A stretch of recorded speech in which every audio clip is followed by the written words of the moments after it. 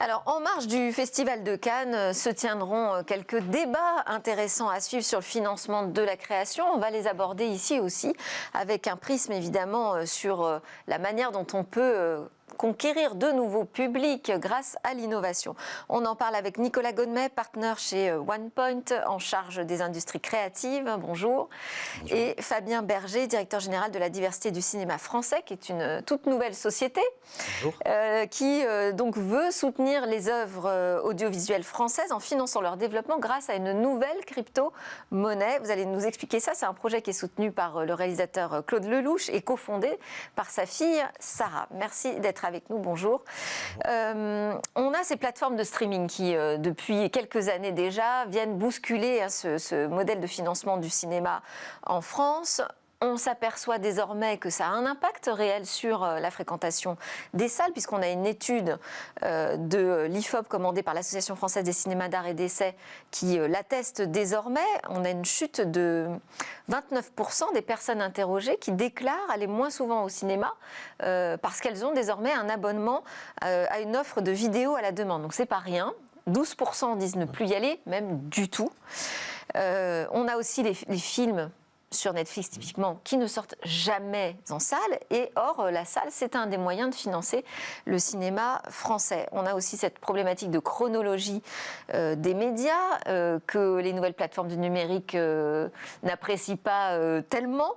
Et donc, Red Hastings avait demandé déjà en 2017 au gouvernement de se saisir de cette question et de moderniser le financement et la diffusion des œuvres. Nicolas Godmet, vu que vous êtes dans le conseil, vous connaissez bien cette industrie créative. Est-ce que vous avez vu depuis 2017 des choses se passer dans ce financement du cinéma ou dans la manière de le diffuser ? Alors, il y a énormément de choses qui se sont passées. Dans les usages, vous l'avez évoqué, avec de plus en plus de gens qui s'abonnent aux plateformes et qui, pour certains, vont moins en salle. Il y a eu le confinement et le Covid qui a eu un énorme impact, on pourra en parler tout à l'heure aussi, sur la fréquentation en salle de cinéma et sur l'ensemble des industries créatives d'une manière générale. Et puis, il y a beaucoup de choses qui se sont passées d'un point de vue réglementaire depuis 2017, puisqu'il y a eu l'adoption de la directive des services médias audiovisuels. Oui, c'est ça, parce que finalement, je me permets de vous couper, finalement, sur les usages, on n'a pas modernisé ou innové, on constate qu'il y a une transformation des usages. En revanche, il s'est passé des choses du côté de la régulation. Quand même. Oui, tout à fait. Donc, au niveau européen, il y a une directive qui s'appelle SMA, donc Services médias audiovisuels, qui permet aux États membres d'imposer des contraintes de financement aux plateformes qui diffusent dans les États membres, en l'occurrence Netflix, Disney+, etc. etc. Cette directive a été transposée par ordonnance. Ensuite, il y a eu un décret qui est sorti en juin 2021 qui s'appelle le décret SMAD, donc des services médias audiovisuels à la demande, et donc qui a imposé un socle de contraintes qui ensuite ont été transcrites par soit des accords directs entre les organisations professionnelles du cinéma et les plateformes, incluant les chaînes de PTV. Par exemple, il y a eu un accord avec Canal+, un accord avec OCS, soit par des conventions, et qui ont été ensuite transcrites par des conventions du CSA, et donc qui ont mis en place un dispositif de financement des plateformes vers le cinéma, en contrepartie de quoi les plateformes ont pu obtenir une évolution de ce qu'on appelle la chronologie des médias. Et donc ça, c'est vraiment un accord qui est validé par les autorités, mais un accord entre toute la profession du cinéma, exploitants, chaînes, diffuseurs, plateformes, producteurs, etc. Donc qui permet de diffuser plus rapidement. Plus tôt. Donc auparavant, on ne pouvait pas voir un film sur Netflix avant 36 mois après la sortie en salle de ce film, sauf si, vous l'avez évoqué, c'était un film direct ou plateforme, et donc qui était diffusé tout de suite sur Netflix, mais sans passer par la salle de cinéma française. Ça a changé, puisque Netflix, en contrepartie d'un engagement d'investissement significatif, puisqu'on parle de l'ordre de 200 millions d'euros par an, rythme de croisière pour Netflix, sur la création française audiovisuelle et cinéma, et autour de 40 millions sur le cinéma. En contrepartie de ça, Netflix pourra diffuser maintenant des films 15 mois après leur sortie en salle en France. Donc c'est un changement assez significatif en effet.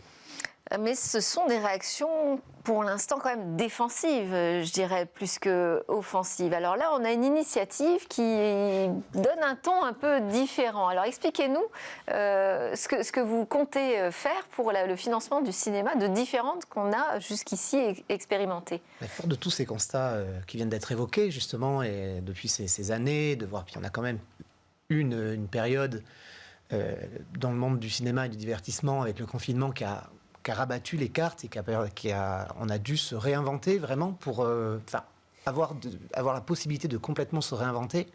Donc c'est pour ça que nous, fort de ces constats, on s'est dit aujourd'hui le financement dans le cinéma, il est très historique, le cinéma français est très subventionné, mais c'est super par le CNC, par les régions, qui permet de soutenir l'exception culturelle française, donc d'avoir tous ces films, ces documentaires, ces films qu'on ne voit pas aussi au cinéma. Parce que tout ça permet de financer les courts-métrages, d'aider les jeunes talents, de faire naître des nouveaux talents. Et nous, on a voulu aussi s'inscrire en initiative privée et plus grand public que l'exception culturelle française. Alors, parfois, ça a mauvaise presse, le mot grand public. C'est ce que j'allais dire. Qu'est-ce que vous entendez par là? Exactement. Et ça veut dire c'est des œuvres qui rencontrent leur public. Il ne faut pas oublier que nous, on a dit, on est une initiative privée dans le Web3, dans le cloud, en utilisant la blockchain. Donc, en voulant créer une communauté, fédérer une communauté autour de ces financements de ces nouveaux films ou séries, et les amener à ce qu'ils prospèrent au cinéma, mais pas que. Les circuits de distribution, ça peut être cinéma, direct, toute plateforme, ça dépendra des circuits de distribution. Mais qui décidera en fait? Parce que si tout le monde peut financer une création, est-ce qu'elle a pour autant un pouvoir sur la manière dont elle sera diffusée? Alors, au tout début, ça sera centralisé, c'est ce qu'on appelle dans la blockchain, ça sera centralisé, c'est pour ça qu'on a fait un comité, on est sur une expertise métier. Donc, l'idée, c'est super. C'est facile d'avoir des idées presque. C'est presque l'étape la plus facile. Une fois qu'on a l'idée, il faut la développer et l'amener jusqu'au bout, et jusqu'au public, devant les salles, derrière la télé. Donc, au début, on veut, ça sera centralisé et on décentralisera de plus en plus notre plateforme en incluant un représentant ou deux de la communauté, qui sont des personnes qui viennent vraiment le spectateur. Parce que j'aime beaucoup cette phrase de Claude Lelouch qui dit que, in fine, les vrais producteurs de toutes les œuvres, c'est le public. C'est le public qui va au cinéma, qui produit et qui permet la production de tout ce que l'on connaît aujourd'hui. Mais donc là, vous allez lui demander à ce public de financer en amont la création ? Oui, donc... C'est une sorte de crowdfunding ? Non, alors parce que le crowdfunding, on parlait tout à l'heure avec Nicolas, le crowdfunding, c'est vraiment, on achète en avance. À 90%, on achète en avance ce que si c'est dans l'industrie, on achète le produit en avance, et si c'est dans le milieu artistique, l'œuvre ou des droits associés, l'affiche. Et ça s'arrête là. On n'est pas intéressé au profit réalisé par les œuvres. On n'est pas intéressé à la sélection. Et en plus, on s'est focalisé, généralement, le crowdfunding, on se focalise sur un film, une série, un réalisateur. Alors vous, qu'est-ce que vous allez faire? Expliquez-nous votre version. On a essayé de réfléchir et de dire qu'est-ce qui est le plus intéressant, qu'est-ce qui permet de fédérer. Donc on va financer un portefeuille, un catalogue d'œuvres. Et surtout, on va financer le développement. Alors le développement dans le cinéma, c'est ce qui concerne le scénario, le budget, le casting, c'est le synopsis, le mood board, quel est l'univers dans lequel le film va se passer. Et donc, si on lève 8 millions d'euros, ça nous permet d'intervenir sur une cinquantaine d'œuvres. Et donc, ça nous permet, la diversité, aussi d'intervenir sur une cinquantaine d'œuvres de tout format, de tout genre, la première étape, c'est d'intéresser la communauté à donner des intentions, à départager s'il y a une égalité dans le comité. Alors, ça passe par le NFT ? Alors, ça passe par une crypto-monnaie. Ça passe par le crypto-monnaie, d'accord. Voilà. Et après, la pellicule... Et qui permet d'obtenir un NFT ? Alors, un assimilé NFT, parce que la pellicule Frères Lumière, qui est la première pellicule que l'on défend, est un NFT. D'accord. Et maintenant, alors, il y a eu tout ce débat sur les NFT. Donc, ça veut dire qu'on a une propriété ? Et on a une proportion propriétaire de la part de ce NFT. Donc, on a on participe, on a voulu vraiment créer un système vertueux et horizontalisé, c'est-à-dire où les bénéfices sont partagés. On reverse 90% des bénéfices nets à la communauté. Alors, Nicolas Gonnet, sur cette nouvelle porte ouverte par les NFT, une nouvelle façon de financer l'art, la culture, maintenant on voit le cinéma. Quel est votre regard là-dessus ? Alors, est-ce que c'est un épiphénomène naissant vous avez le droit de dire des choses désagréables sur l'initiative de votre voisin. J'aime beaucoup l'initiative que vous développez, notamment parce que ça vient financer... Alors c'est innovant avec la blockchain, les NFT, etc. Et en plus, ça vient financer l'écriture des films, qui est souvent le parent pauvre du financement dans le cinéma. Donc rien que pour ça, j'aime beaucoup. Et il y a des initiatives similaires qui se développent, par exemple aux États-Unis. Je crois que c'est Roman Coppola qui a lancé Decentralized Pictures, et ça ressemble quand même beaucoup. C'est une fondation. Ça ressemble un petit peu à ce que vous faites. Et c'est encore plus, j'ai envie de dire, c'est des fonds privés, mais c'est une fondation. Donc il y a des initiatives de ce type qu'il faut suivre. Il y en a une autre assez intéressante. Enfin, pour moi, il y a les NFT, on en voit un peu partout. Ouais. On en voit soit sur des projets un peu ponctuels. Par exemple, il y a Tarantino qui a créé des NFT associés à des bouts de scénario, de scènes qui n'ont jamais été tournés de Pulp Fiction. Et donc tous les fans de Pulp Fiction, ça peut les intéresser. Donc là, c'est collector, voilà, c'est culte. C'est collector. Ouais. Et alors donc il a créé ces NFT. Il a des problèmes juridiques parce que les droits de Quentin Tarantino qu'il a négocié il y a 20 ans ne précise absolument pas ce qu'il peut faire en termes de NFT ou non. Donc il y a je crois un procès avec Miramax qui est le producteur. Mais en tout cas, il a créé ces NFT et ça a plutôt très bien marché. Après, ce genre d'initiative sur des œuvres emblématiques, ça ne peut marcher que sur des choses extrêmement emblématiques, des choses cultes, des choses très grand public. Après, il y a d'autres initiatives qui peuvent être plus systémiques et je trouve que la diversité du cinéma français en fait partie. C'est des organisations qui vont essayer de financer des slates, un portefeuille de films différents. Et dedans, il y en a qui vont marcher, il y en a qui vont pas marcher, et ça va être en amont. C'est-à-dire que ce ne sera pas des gens déjà connus. Là, c'est l'écriture, donc c'est vraiment la phase la plus amont du film. Et donc oui, je trouve qu'il y a des initiatives qui sont intéressantes. Après, c'est l'innovation. Donc c'est l'innovation, c'est vraiment très naissant, oui. Raté, on verra. Mais en tout cas, je vais suivre avec intérêt. Il y a aussi, donc quand on parle de blockchain, de NFT, on pense immédiatement au métaverse. Est-ce que un avenir possible du cinéma pourrait se situer dans le métaverse, et si oui, de quelle façon ? Alors, il y a plusieurs choses qu'on observe aujourd'hui.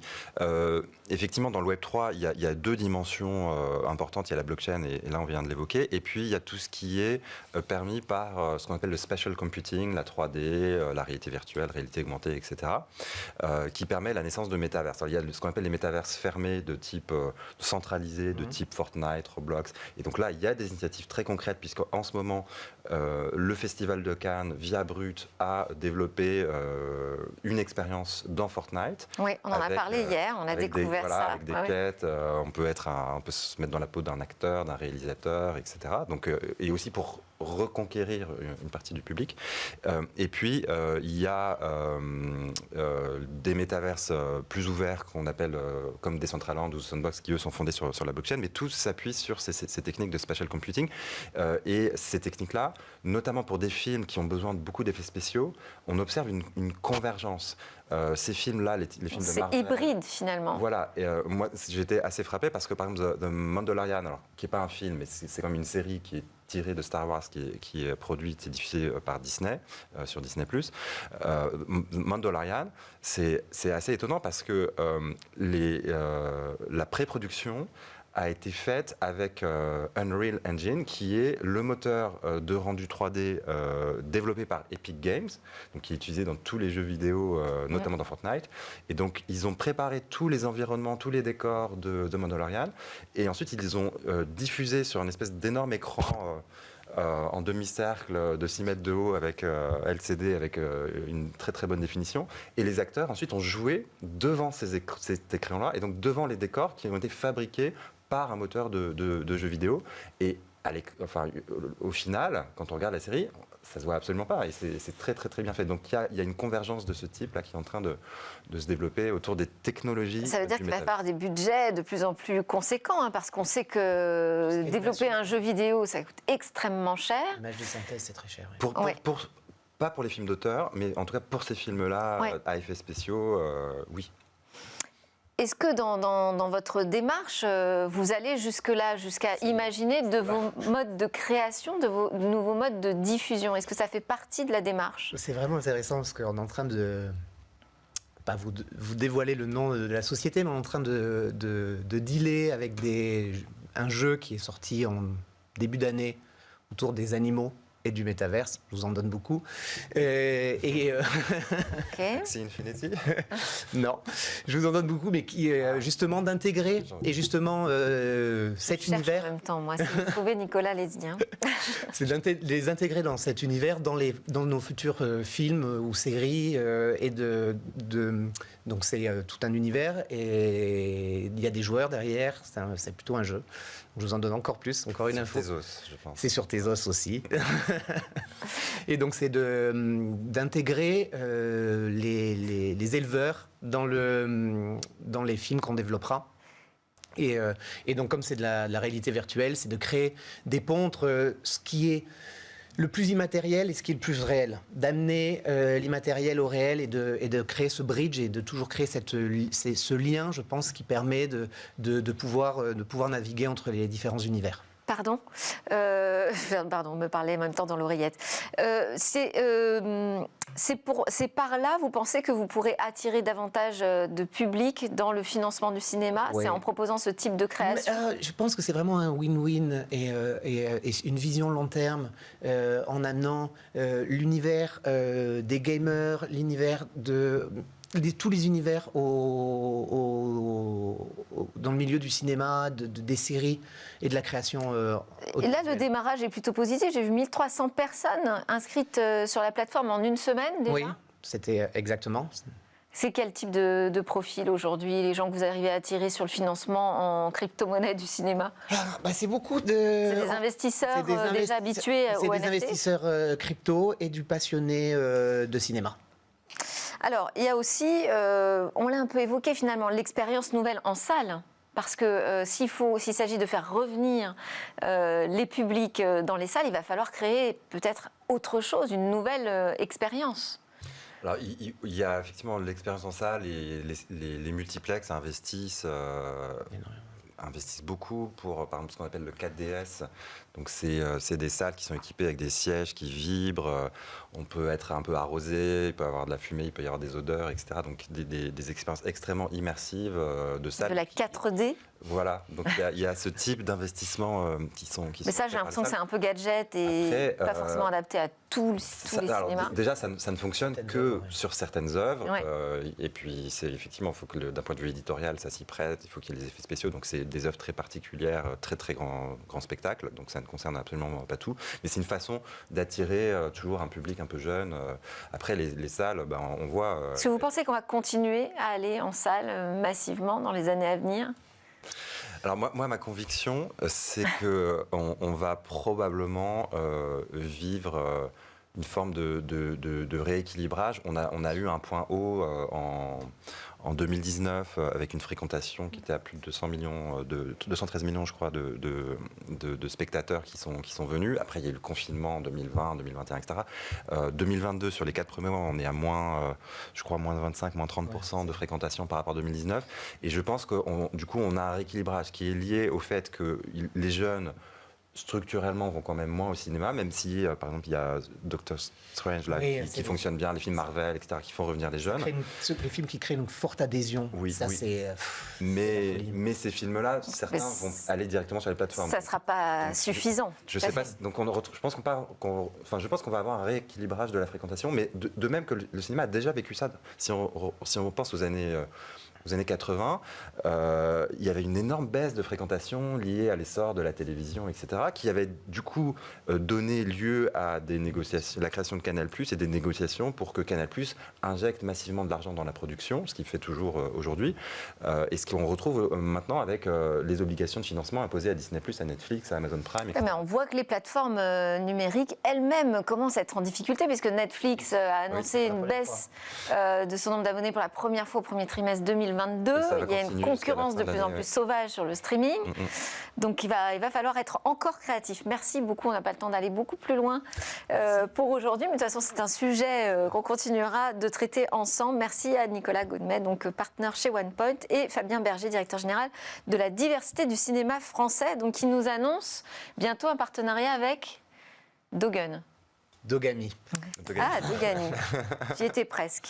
Juste après la pause, on se retrouve pour parler, on va encore parler des crypto-monnaies. Cette fois, on va essayer de comprendre ce qui se passe avec cet effondrement en bourse.